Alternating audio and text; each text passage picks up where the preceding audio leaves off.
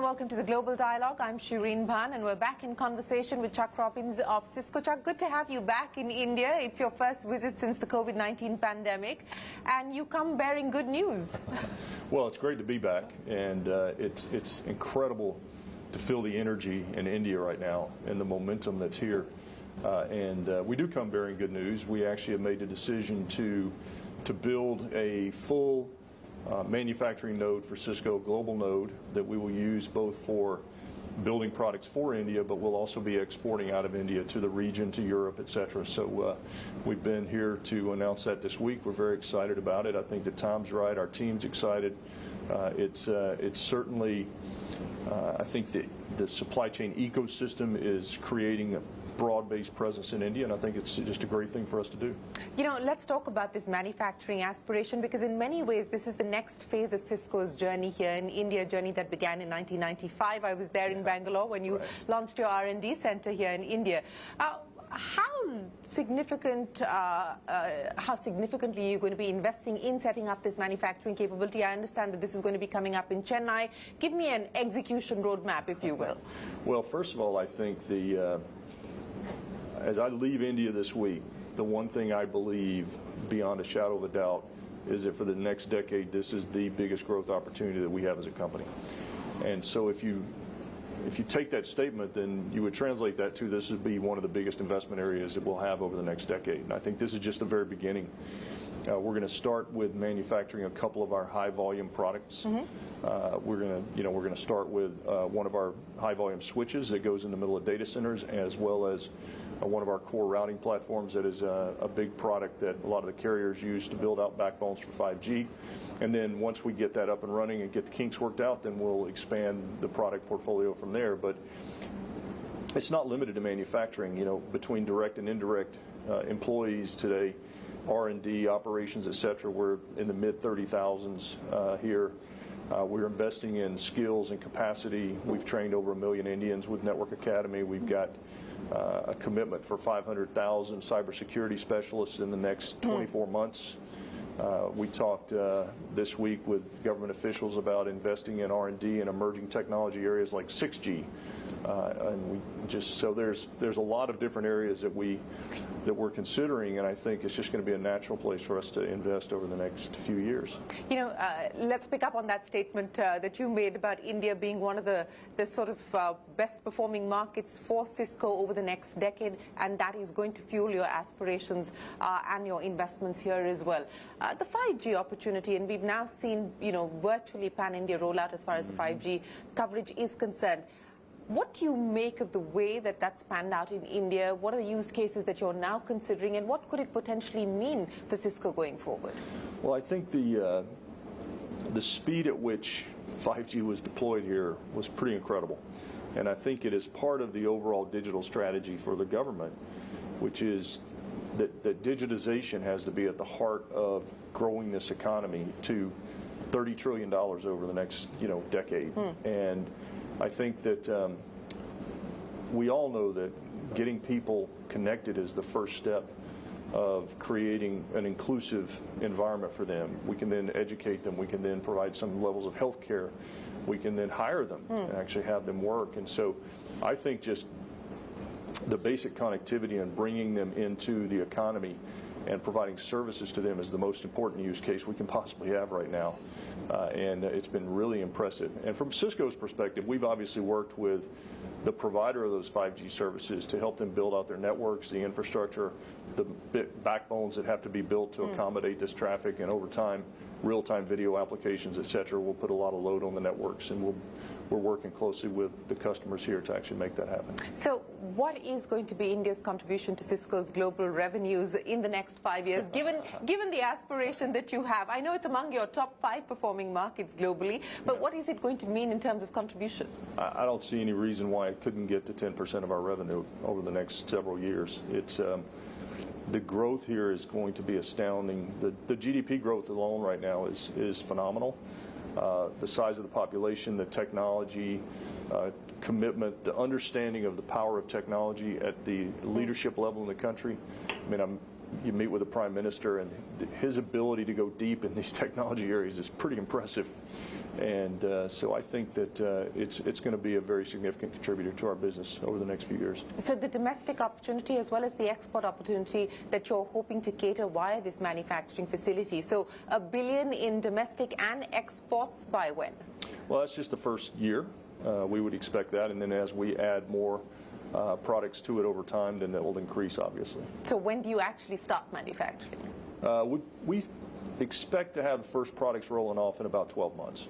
In 12 months. Yeah. Let's talk about the global picture, Chuck, because what we are seeing at this point in time is a sort of meltdown as far as global tech is concerned. But the results, and of course you've got your numbers coming out on the 17th of May, so I know that this is a silent period and you're going to be constrained to say very much. But has the outlook changed significantly from February when you did your last call?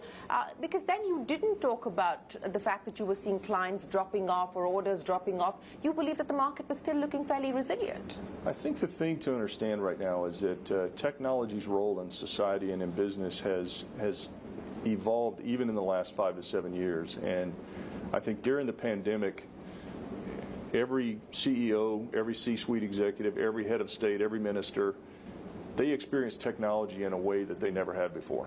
No one believed that we could keep the global economy moving and keep people productive when everyone went home. And so I think there's a new appreciation for the strategic power of technology. And I think that you combine that with all of these commitments to digitization in countries like India, the understanding from our customers about how they have to optimize their customer experience for their customers. There's investments there. The underlying change with all the cloud services and how everyone's fundamental architecture is changing. The cybersecurity landscape is expanding and is changing because of the distributed worlds that we're all managing. So it's while there may be slowdowns,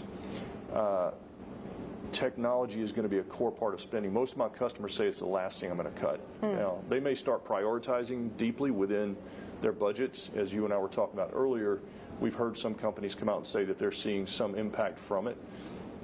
But I think in a macro sense over the long term, I think customers are going to continue to invest in technology because it's so important.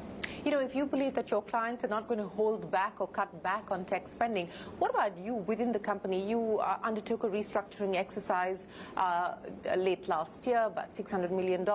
As part of that, it did involve some layoffs, etc. as well. Do you believe that you're done with that? Is the worst behind you, or do you believe that more will need to be done as well, given the changes that we are seeing in the environment? Yeah, so first of all, I didn't say customers won't slow down at all. I think that what I'm saying is that technology will be one of the last things that they decide to slow down because it's so important to what they're all trying to accomplish. From our perspective, our reduction in the charge was not a cost-related issue. It wasn't about lowering our overall cost envelope. In fact, in the next fiscal year, we're going to spend more in OPEX than we did this year. But it was about getting the expenses in the right place quickly because we needed to de-invest in certain businesses and we needed different skill sets in other areas. And so that was what ours was all about. And the teams did a great job and actually did it in a very humane way to the extent we needed to. We ended up actually at the time with fewer actions than we actually thought we would. But it was not cost related. So. But do you believe that you may need to do more, given the changes that we are seeing in the macro environment? Well, I don't think that I don't think that we are seeing significant differences that would lead you to some sort of mass cost exercise. As I said, our expenses right now, we plan as of now for them to be higher next year. I think that every company is different. A lot of companies during COVID had massive increases in their top line, and they hired accordingly, and then they've realized that they had hired perhaps too quickly, and they've had to adjust to that. We did not do that. We stayed more steady through the whole time.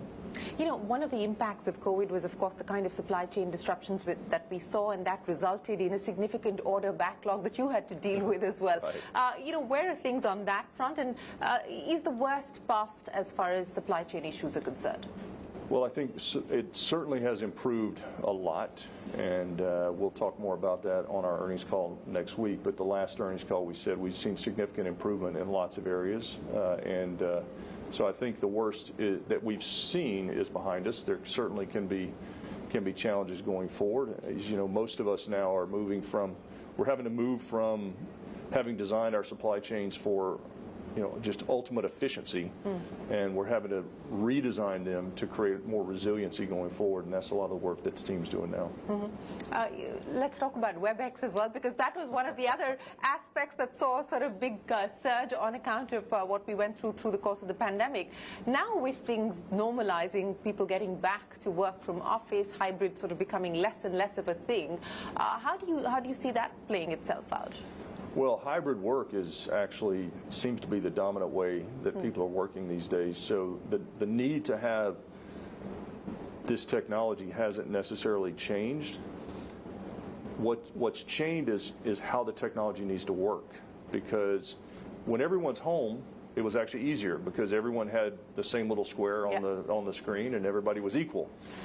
Or when everybody's in the office, that's easier. But in this hybrid world, it's much different because meetings don't feel as inclusive when you have 7 people in a conference room and 2 people at home.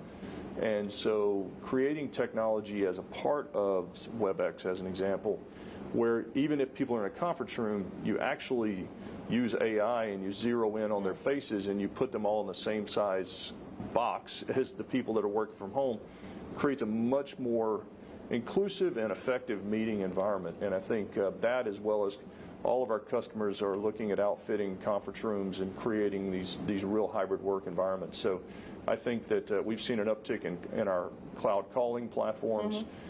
Contact center is a very big investment area for our customers right now.